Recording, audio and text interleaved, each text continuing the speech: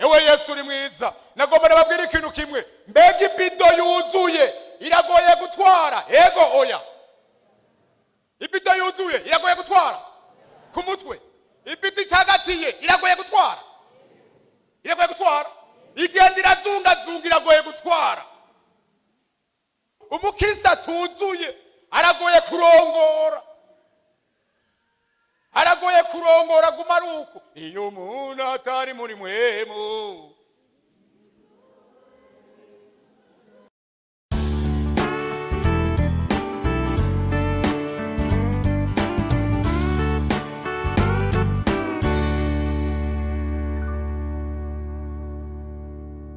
Reka dusangire amajambo y'Imana, kandi Imana yasize mu mutima, kandi ivyamwemuye yaciye sinzi gituma. Nagoberewe kubandanya ivyo nyene. Muravyemera? Tubisangire bangahe bavyemera? Haleluya. Yesu nabibashoboze kandi nawe abinshoboze. Ezekiel 3:6 umurongo wa 25. Ezekiel 3:6 umurongo wa 25. Dutegeza kugendera muri bibiri. Dutegeza kwigishwa, twategeza kuba bimpwemu ni bibiri. Tugendeye mu nyigisho gusa ntitugire mpwemu ntidushika. Tugize mpwemu gusa ntitube twarize. Mwene abo bantu bakunda kuzimira bakagwa n'ingoga bagwishwa n'ivy'imwemu. Je narabibonye byahazo kunzimiza umunsi umwe. Twasenze iminsi 4. Twari tukiri bato tuja mu gasozi. Tubwira Imana tuti, Imana andika ku ijuru tubirabe. Andika turabibona. Twavuye tana kimwe yanditse. Kandi aba twasengana nyene umugwi munini baturegeje ku iminsi 2 bose barazimiye guhera kuri mwarimu bose. Mbere umwarimu aciyagwa kopo n'umujenamo umwarimu ari mu bindi. Umujenamo nawe yaramaze gushaka kubagore 12. Naha byose ndababwira nti ndabarongorera ino kwa ba mwarimu basha ivyamwe mu biraryoshe. Haleluya. Reka rero dusome muri Ezekiel 3:6 umurongo wa 2. Ku izina nibabwiye ko nitwa Bimenyimana Desire. Ezekiel 3:6 ngomba ndahasomere rimwe hose kugira cyo dusenga Imana tuyavuga ku mwanya muto. Ezekiel 3:6 umurongo wa 25 ahavuga ngo iki? Ezekiel 3:6 umurongo wa 25.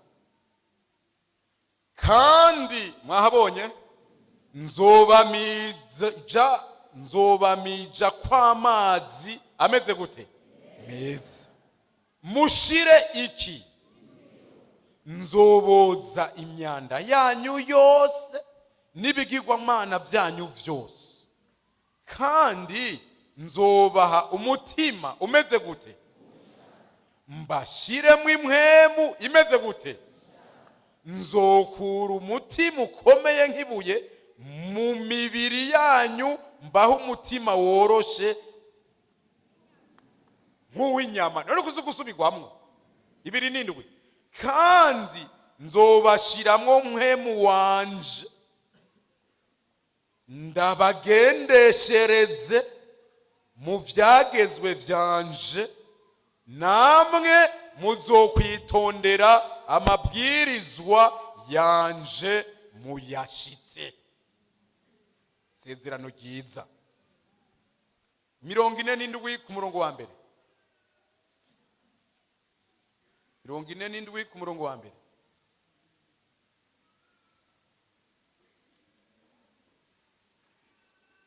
Mirongo ine ku murongo wa mbere. Tuhasome mu izina rya Yesu. Uruzi ruva mu rusengero, nuko ngarukana ku muryango w'ingoro, ngize ntya mbona hari amazi yiburuka ava munsi y'ugwinjiriro rw'irebe ry'ingoro atembera iburasirazuba, kuko ingoro yaho yari yerekeye iburasirazuba nyene. Nuko ayo mazi yatemba ava iburyo bw'ingoro aca iruhande y'igicaniro ahera iburaruko, maze andengana ikirimba cerekeye iburaruko, ancisha mu nzira igendanye urugo nyuma, anshikana ku kirimba c'inyuma kirabana n'iburasirazuba. Ngize ntya mbona amazi asokoroka ku ruhande rwaco rw'iburyo, maze uwo muntu avuye aho ari kwaragenda yerekeye iburasirazuba, yari afise umugozi mu ntoke awugeresha amatambwe 1000 ahwanye n'ay'ukuboko uciriye mu nkokora, maze anjabutsa ayo amazi andenga iki ibirenge, arongera agera amatambwe 1000 anjabutsa ayo amazi angera hehe ku mavi, arongera agera 1000 araya jabutsa amazi angera hehe ku rukenyerero, hanyuma agera ikindi 1000 aburuzi ntashobora kujabuka kuko amazi yari yuzuye, yarasigaye yarayo kujabukwa n'uwoga. Uruzi ntigwari rukijabukwa igihagararo, maze arambaza ati mwana w'umuntu, mbega ivyo urabibonye?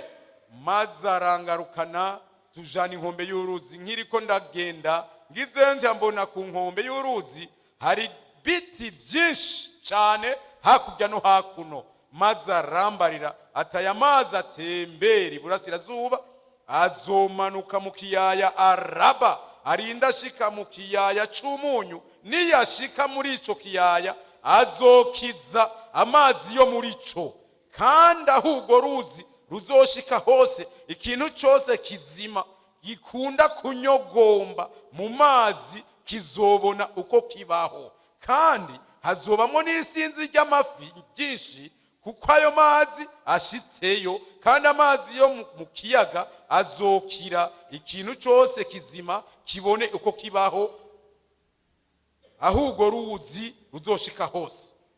Kandi abarovyi bazohagarara ku nkombe yacu uhereye kuri Enideni ugashitsa kuri Enegelayimu, hazoba aho gutera isenga, hazobamwe amafi y'uburyo bwinshi nk'amafi yo mu kiyaga kinini, kandi azoba ari menshi cyane.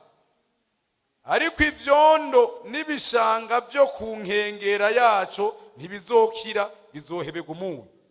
Kandi ku nkombe y'ugo ruzi hakurya no hakuno hazomera igiti cyose cyama ibiribwa, ibibabi byaco ntaho bizoga kabirana, kandi n'ibyo vyamye bijana n'ukwezi uko gutashe, uko amazi abitunga ava ahera hiki h'urusengero. Ivyo vyama bizoba ivyo kurya, n'ibibabi vyavyo bizoba umuti kuvura. Bwana sifiwe. Ewa wa mwanya muto ntaco murayumva, murafise mwema, kandi arabibagurira. Haleluya. Ibyakozwe n'intumwa 6 umurongo w'8, ibyakozwe n'intumwa 6 ku murongo w'8, urigomba dusezeranisha no majambo. Ibyakozwe n'intumwa 6 umurongo w'8, ibyakozwe n'intumwa 6 turahera ku murongo w'8. Abayuda bafata Stefano bamurega ibinyoma. Stefano yari yuzuye ubuntu bw'Imana n'ubushobozi, yakora mu bantu ibitangaza n'ibimenyetso bikomeye. Ariko hava hasi abantu bamwe bo mu isinagogi y'Abariberutino n'iy'Abanyakurene n'iy'Abanyalexandreya n'iy'Abanyakirikiya n'iy'Abanyaziya Bajimpari na Stefano, ariko ntibashobora gutsinda ubwenge na mpwemu bimuvugisha. Tugeze aho muzobana nyamuhisomera igice c'indwi umurongo wa 51. Bicisha Stefano amabuye, bavyumvise baribwa mu mitima, bamuhekenyera imisaya. Ariko Stefano yuzuye mpwemu yera, ahanga amaso mu ijuru, abona ubwiza bw'Imana na Yesu ahagaze iburyo bw'Imana. Aravuga ati mbonye ijuru rikingurutse n'umwana w'umuntu ahagaze iburyo bw'Imana. Yesu nashimwe. N'aya majambo tugomba turangiriza kwigikorane cyacu Imana yaduhaye iragahora ku ngoma. Ewe Yesu uri mwiza. Nagomba nababwira ikintu kimwe, mbega ibido yuzuye iragoye gutwara? Ego oya.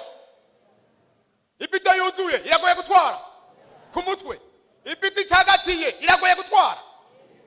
Iragoye gutwara. Igenda irazunga iragoye gutwara. Umukristo atuzuye aragoye kurongora. Aragoye kurongora gumaruko. Iyo umuntu atari muri mwemu ntamenye ingene bitondeka, ntamenye ingene yifata, ntamenye ingene bigenda, byose yibaza ko byose ari byiza. Uwo muntu aragora itwara, naho uwo muhanura umenga wikwegeye ingorane aca yangaje urubanza.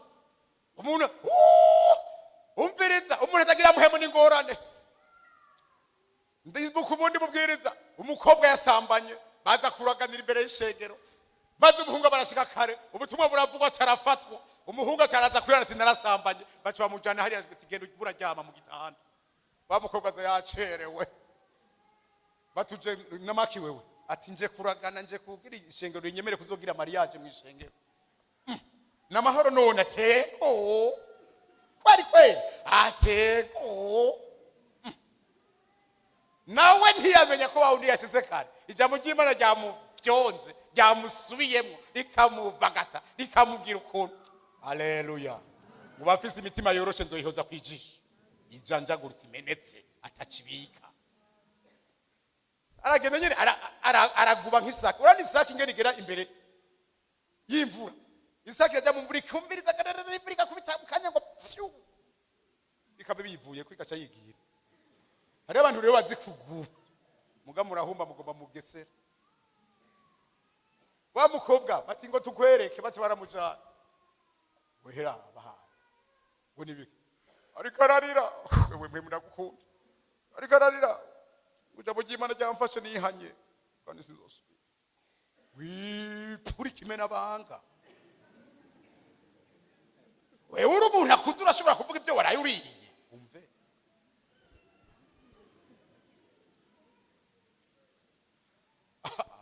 iryo juru ni gitangaza. Abayo yabamenye kera, abayo yabamenye kera cyane, basa nawe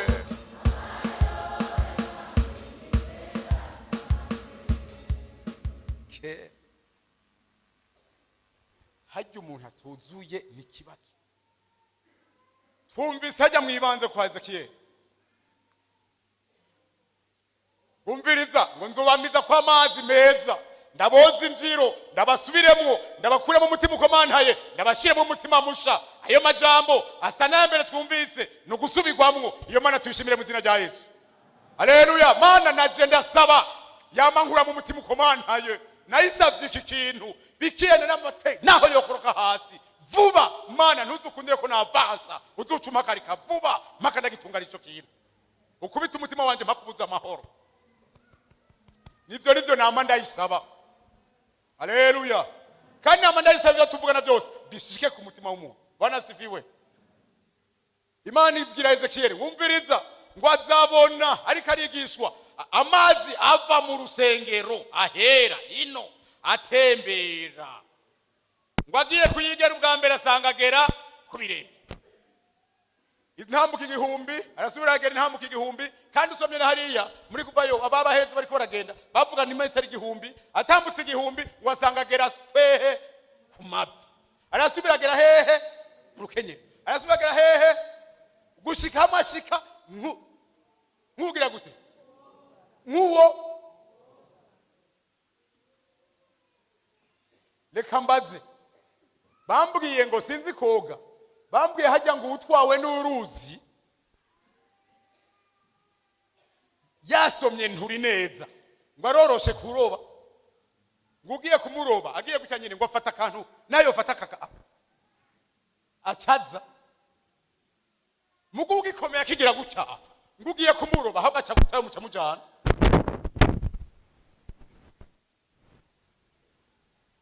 Nagomba ndababazija nababwiye ko ibidi igaragara igoye gutwara cyangwa yuzuye. Mwe mumva gera ushima hamaze kugera ibyo bice bimera neza, ahataragera ibyo bice ntibikunda. Ndabipfurije mwese kuduwebera mwoge muri mpwemu yera kugira vyore. Bwana sifiwe.